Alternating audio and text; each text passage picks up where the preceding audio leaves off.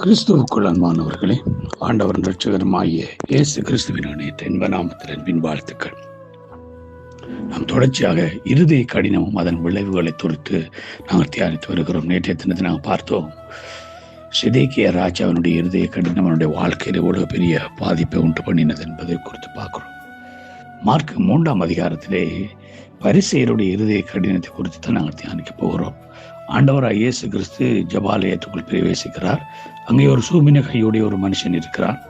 அந்த நாள் ஓய்வு நாளாக இருந்தபடினாலே அங்கே பார்க்கிறோம், இயேசு சுகமாக்கினால் அவரை குற்றம் பிடிக்கலாம் என்று சொல்லி வகை தேடி அங்கே பரிசேயர் காத்திருக்கிறார்கள்.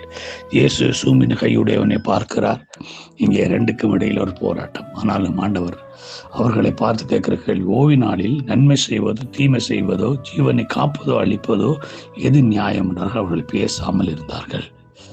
ஆனாலும் ஆண்டவர் அடுத்த 5ஆம் வசனம் சொல்லுது, அவர்களுடைய தீமை இருதய கடினத்தின் நிமித்தம் அவர் விசனப்பட்டு கோபத்துடனே சுற்றிலும் இருந்தவர்களை பார்த்து இந்த மனுஷனை நோக்கி உன் கையை நீட்டு என்றார். அவன் நீட்டினா அவன் கை மறுகை போல் சுஸ்தமாயிற்று. அல்லேலூயா. ஆம், பிரியமான தேவ பிள்ளைகளே, அங்கே இந்த பரிசேயருடைய இருதய கடினம் பார்க்கிறோம். நன்மை செய்யறதுக்கே மனம் இல்லாமல் தீமையான காரியங்களுக்கு அவர்கள் எப்பொழுதுமே வித்துட்டார்கள். தீமையானதை அவர்கள் நாடி ஓடினார்கள். எப்போ பார்த்தாலும் அவர்கள் இயேசு கிறிஸ்துவை பிள்ளை பிள்ளை செய்கிறவர்களாகவே காணப்பட்டார்கள். அவர்கள் வேதத்தை அறிந்திருந்தார்கள், சத்தியத்தை அறிந்திருந்தார்கள். ஆனால் சத்தியத்தின்படி நடக்காமல் நன்மை செய்யறதுக்கு மனம் இல்லாமல் தீமையை யோசித்து தீமையை சிந்தித்து தீமையை செயல்படுத்துகிறவர்களாக இருந்தார்கள். ஆனால் வேதம் எங்களுக்கு தெளிவாக சொல்லுகிறது. யாக்கோபு அழகாக சொல்லுகிறார், நன்மை செய்ய அறிந்திருந்து அதை நாம் செய்யாமல் போனால் பாவம் என்று எங்களுக்கு வேதம் தெளிவாக சொல்லுகிறது. யாக்கோபு 4ஆவது அதிகாரம் 17ஆவது வசனத்திலே சொல்றார், ஆதலால் ஒருவன் நன்மை செய்ய அறிந்தவனாய் இருந்தும் அதை செய்யாமல் போனால் அவனுக்கு பாவமாயிருக்கு.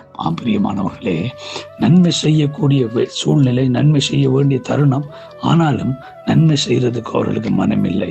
மாறாக இயேசு கிறிஸ்துவை குற்றம் பிடிக்கிறதிலே இன்றைக்கு தீவிரமாக இருந்தார்கள்.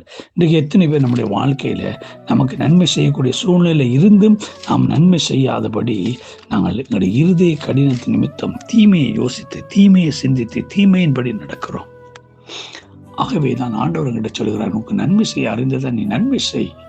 இருதய கடினத்தின் நிமித்தம் நாம் மற்றவர்களுக்கு தீமை செய்கிறோம், அதேவேளை நாம் அந்த தீமையை அறுவடை செய்கிறவர்களாக இருக்கிறோம் என்றா எபிரேயர் 3:10 அழகா சொல்றார், அதனால் நான் அந்த சந்ததியை ஆலோசித்து அவர்கள் எப்பொழுதும் வலிமை போகிற இதயம் உள்ள ஜனங்கள் என்று என்னுடைய வழிகளை அறியாதவர்கள் என்று சொல்லி என்னுடைய இளைப்பாறுதல் அவர்கள் பிரவேசிப்பதில்லை என்று என்னுடைய கோபத்தில் ஆணையிட்டேன். உண்மையாகவே இப்படிப்பட்ட ஜனங்கள் தேவனுடைய இளைப்பாறுதல் நித்திய ஜீவனுக்குள்ள பிரவேசிப்பதற்கு சாத்தியமே இல்லை. நாங்கள் அடுத்தவருக்கு தீமை செய்து எங்களுடைய இருதயத்தை கடினப்படுத்தி எப்பொழுதுமே மற்றவருக்கு தீமை செய்வதையே யோசித்து தீமை செய்வதையே சிந்தித்து தீமை செய்வதையே திட்டம் போட்டு தீமையே நடப்பிக்கிற நம்மளுடைய வாழ்க்கையில நிச்சயமாகவே நம்மளால அந்த நித்திய ஜீவனை பிரவேசிக்க முடியாது. ஆகவே நம்முடைய பரிசேயரை போல இருதய கடினமுடையவர்களாக இருக்கிறோமா? நன்மை செய்ய மனமில்லாத பரிசேயரை போல் நம்ம இருப்போமானால் ஆண்டவர்கிட்ட மனம் திரும்புவோம்.